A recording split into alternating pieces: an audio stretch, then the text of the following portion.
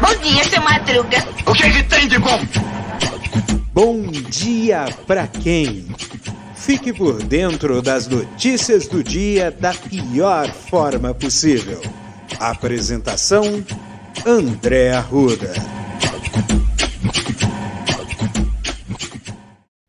E aí, meu povo? E aí, minha pólvora? Agora estou em ritmo noturno.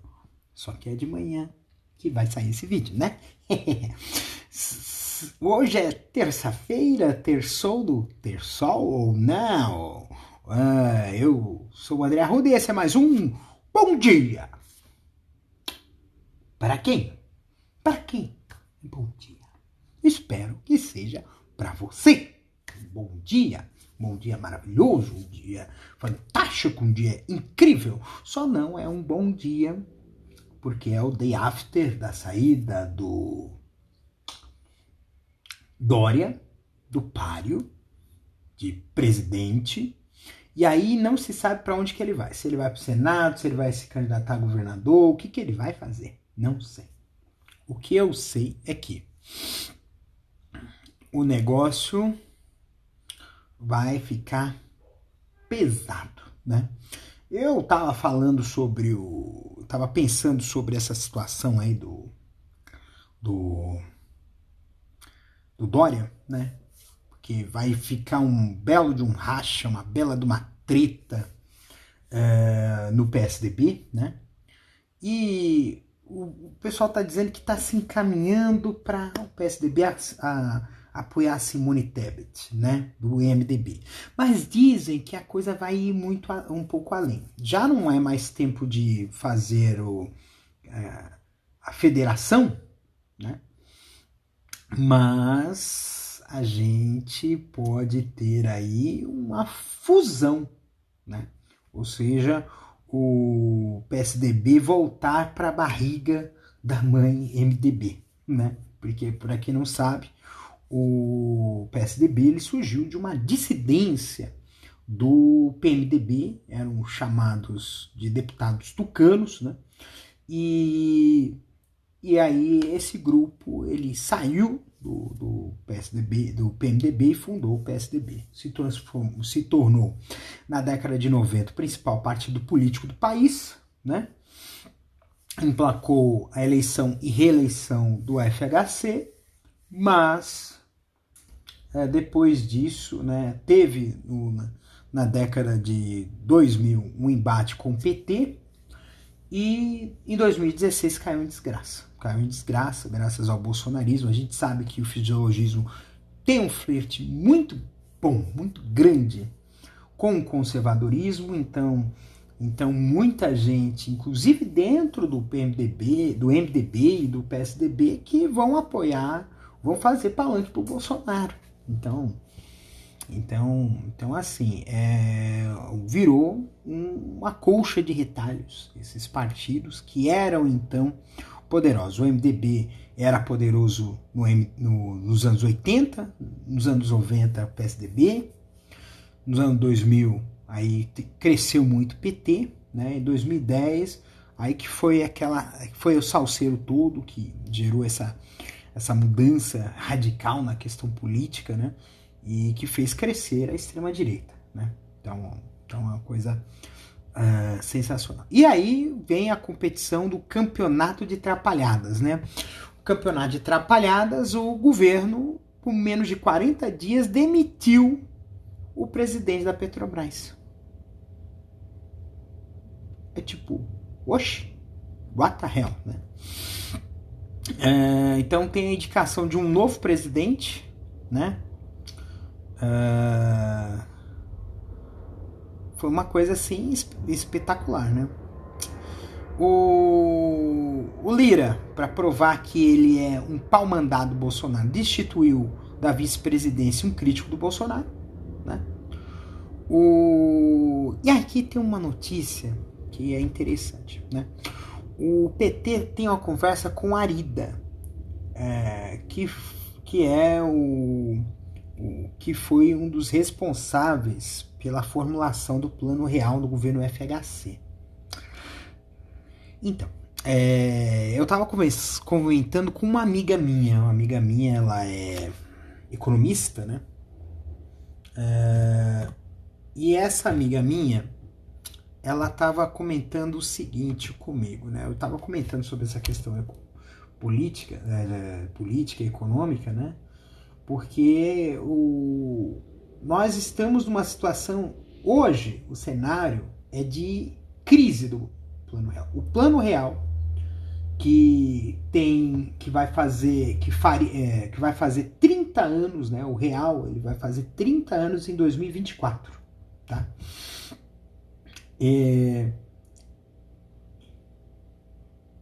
Está numa situação de crise porque nós estamos com um retorno da inflação, mesmo que diferente da hiperinflação da década de 80, é uma inflação preocupante, tá?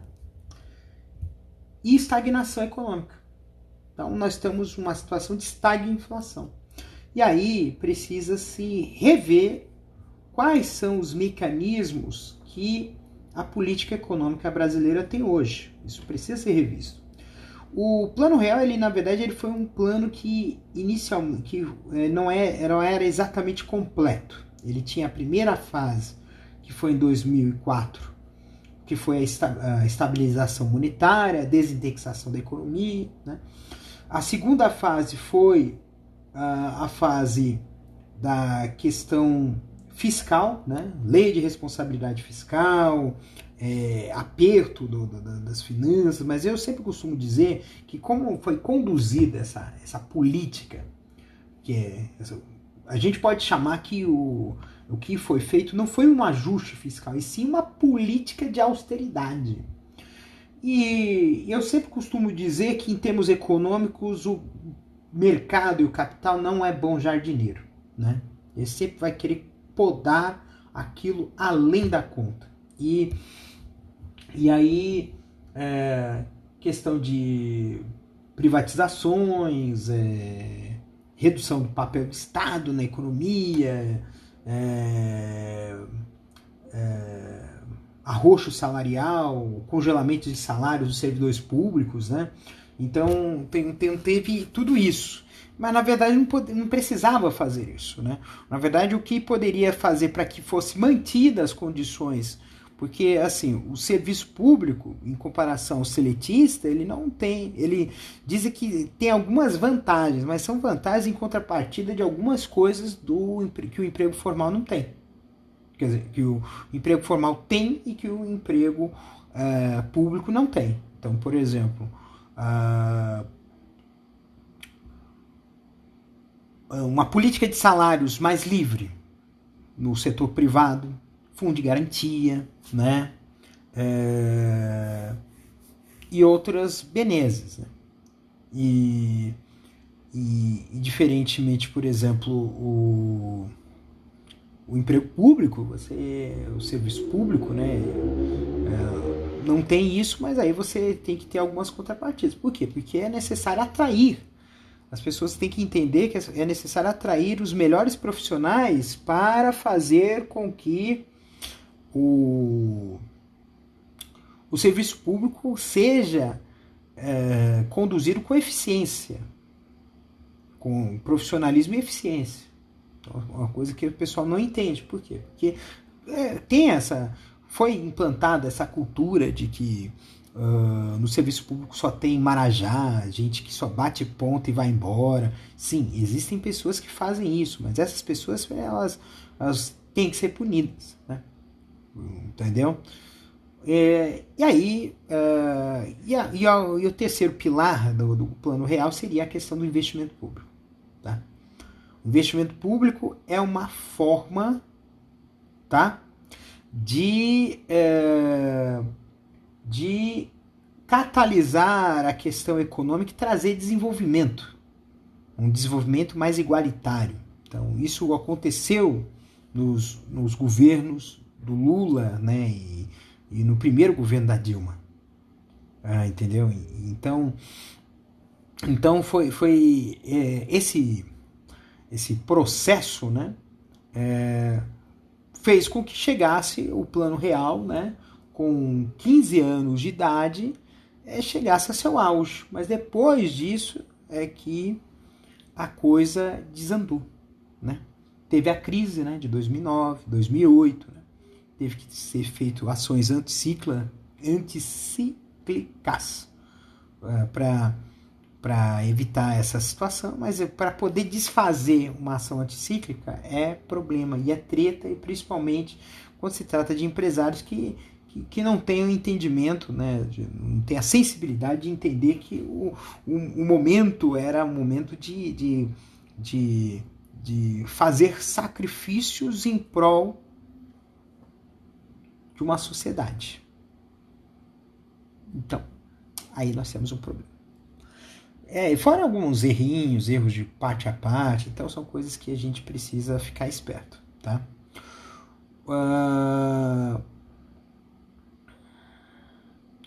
Sem Dória, cresce chance de Lula vencer o primeiro turno? Deus te ouça, né?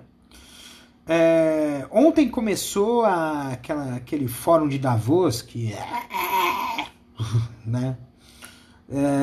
E aí o fórum de Davos, né, teve lá a apresentação lá do Zelensky, né? Gente, o fórum de Davos é o clube do chá, né? Países ricos, e é uma coisa assim que não faz sentido, né? Manter essa situação de desigualdade no mundo todo. Vou debater. Na verdade, é uma coisa... os discursos que a gente vê no Fórum de Davos viram um discurso absolutamente demagogo, porque, visto a situação da pandemia, né, em que não houve um planejamento de vacinação que pudesse agregar toda a população mundial. Toda a população mundial deveria ser vacinada em massa e no mesmo ritmo. E, no fim, a Europa e os Estados Unidos compraram uma boa parte das primeiras doses das vacinas, né?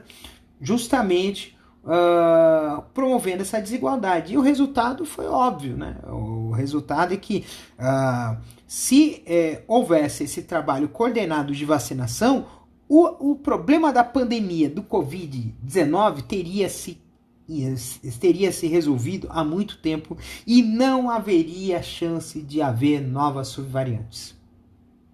Porque essas subvariantes, elas surgiram em áreas em que a vacinação estava bastante atrasada. Entendeu?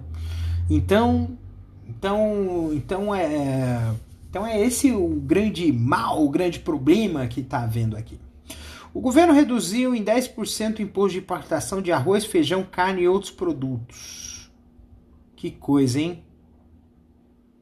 Coisa absurda. A média móvel da Covid caiu pela primeira vez, né, depois de vários dias, a menos de 100. Então isso é uma boa notícia, tá? Motoristas de ônibus de São Paulo aprovaram estado de greve, gente. Putz, você que pega ônibus de São Paulo, se lascou. Pode se lascar, né? E um caso bastante escabroso.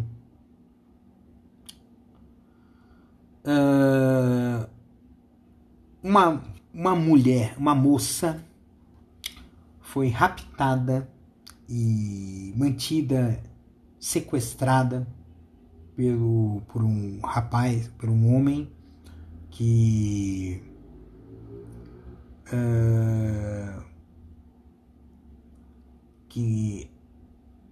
tatuou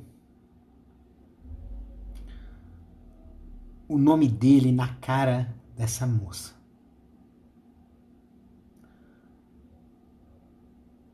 Amarrou ele, é uma coisa assim escabrosa.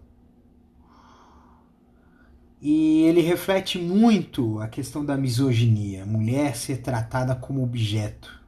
Porque isso aí lembra um pouco aquela questão da marca do boi, né? O cara marca a pele do boi para dizer que é dono. E é um absurdo sem tamanho o que ele fez. E assim, toda a solidariedade dessa moça, né? absurdo. O IFAM apoiou o Festival de Música Gospel e reforça a guinada conservadora. É terrível, né? Quando a gente vê um problema muito sério desse governo aqui. Esse governo. Eu tive uma reunião aqui com o pessoal LGBT, né, de categoria bancária, e havia um grupo de trabalho para tratar, juntamente com os bancos, da questão do LGBT e questões de gênero. Em 2016, quando o Nosferatu, o Michel Temer, entrou, foi retirado a comissão que tratava de assuntos da comunidade LGBTQIAP+, nas discussões entre os sindicatos e os bancos, por pressão de estatais. Tá? E nessa última, além desse grupo que deixou de existir, também foram excluídas as mesas temáticas por questões de gênero. Então, esse governo é a imagem e semelhança de tudo o que nós que queremos uma mudança para melhor da sociedade, do mundo, desse país, é a antítese de tudo isso que a gente quer. Então não faz o menor sentido a gente continuar com esse governo. Esse governo é podre. E assim, daí é muita importância. Tem que dizer, mas não adianta, porque vai colocar, é que nem a música Mosca na Sopa do Raul Seixas, né? Se mata uma, vem outra no lugar. Aliás, essa história aí de política, o Tiririca, né, ele disse que se mudar o número dele de candidato para deputado federal, ele sai da disputa. Gente, 22 é o partido do Bozo, filho. Você quer continuar fazendo palhaçada? Eu acho que é melhor você sair daí. Sai daí, filho. Desça daí, seu moço. Desça daí. Bem, terçou na terça-feira. É muita coisa, né? Ai, meu ouvido.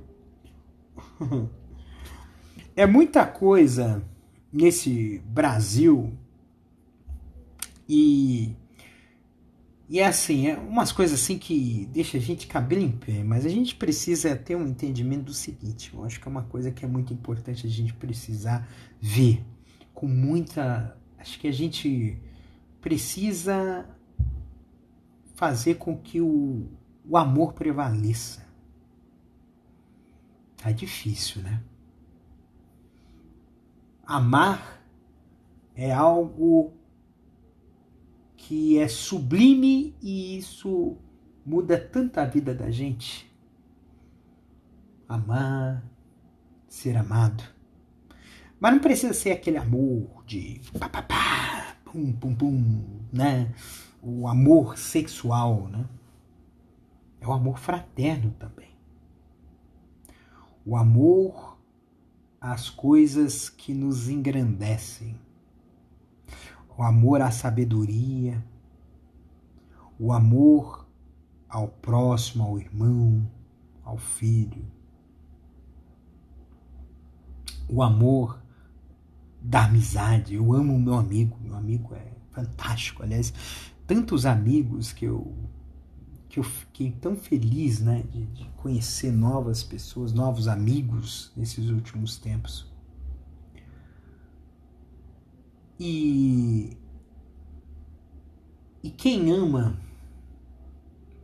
e quem se ama, né? Acho que uma das coisas que mais a gente precisa exercitar é o amor próprio, porque nós vivemos num mundo tão competitivo que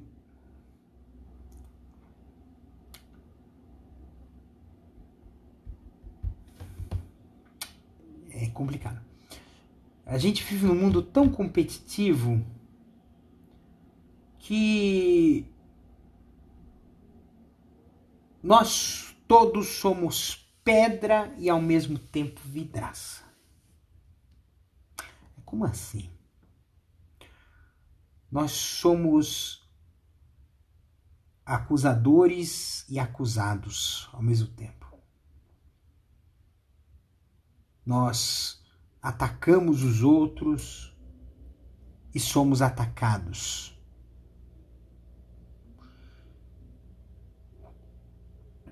E para resistir aos ataques que vêm de todos os lados, a gente precisa se amar, ter a consciência de que você não é aquilo que tanto falam mal. De que você é uma pessoa capaz, de você é uma pessoa inteligente, que você é uma pessoa astuta, que você é uma pessoa honesta, que você é uma pessoa que faz a diferença para o bem.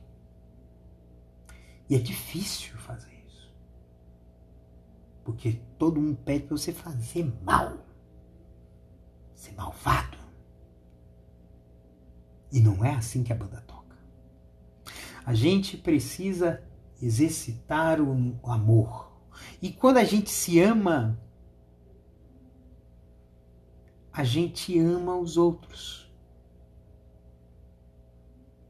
Porque aquilo que a gente tem muito transborda.